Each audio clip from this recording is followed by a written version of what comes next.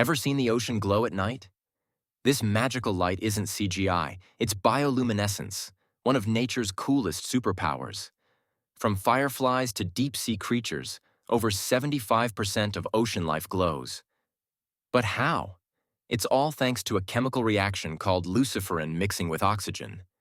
Some use it to attract prey, others to scare predators. Deep-sea anglerfish even have a built-in fishing rod light to trick their meals. Even fungi glow.